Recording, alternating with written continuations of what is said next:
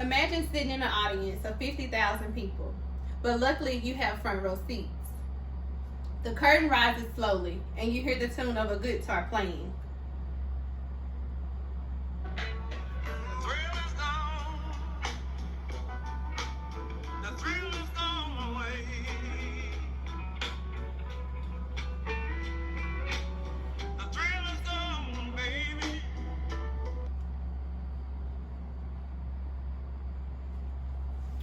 Riley B. King was born September 16, 1925, in Itta Bena, Mississippi, to Albert and Noah Ella King. His parents were sharecroppers. He was raised by his grandmother in Kilmichael, Mississippi.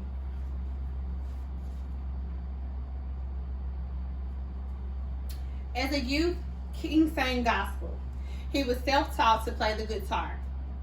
He was influenced by the likes of other Delta blues players, notably Booker White, which was a cousin of his, T-Bone Walker, Django Reinhardt, and Charlie Christian, who were jazz guitarists.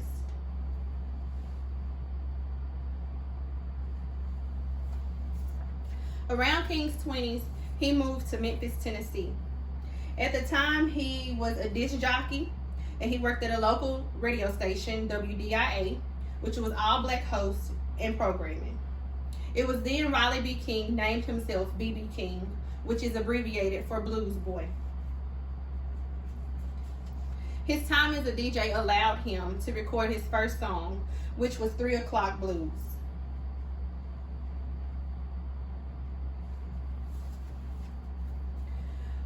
In between jobs as a disc jockey, he would sit on the corner on typical Saturday and play music ranging from gospel to blues for tips.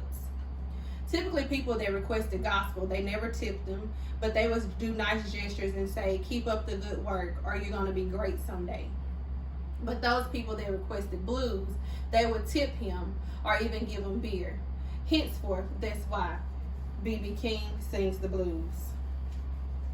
His breakthrough as a blues performer was a success. He influenced British rock musicians such as John Mahal, Eric Clapton, and Mick Jagger.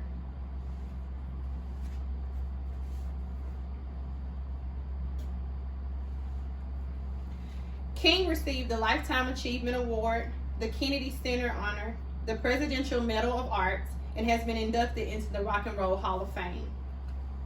He received the Polar Music Prize from Sweden's King Carl XVI Gustaf, which is equivalent to the Nobel Prize.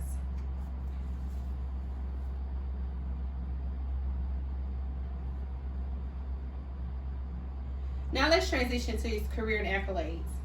King had a long succession of hits, including Every Day I Have the Blues, Sweet 16, and his #1 chart, The Thrill Is Gone, in 1969, which gave him more than a dozen Grammys. This album caused him to be the nation's most successful blues artist. King was very familiar with the Billboard charts in the mid-1980s. Last but not least, we have Lucille. There are nearly 24 replicas of his signature guitar. King once told a story as how his guitar gained the name Lucille, and it happened one night in Twist, Arkansas, which was a juke joint that he typically played at.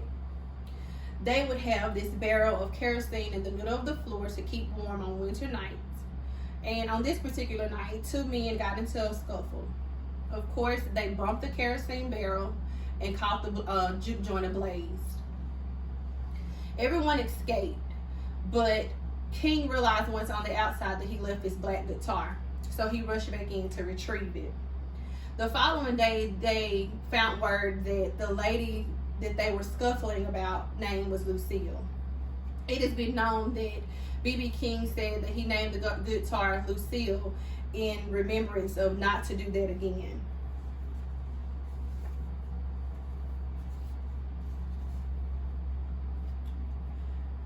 When he died in 2015, the last guitar that was named Lucille was auctioned off for $100,000.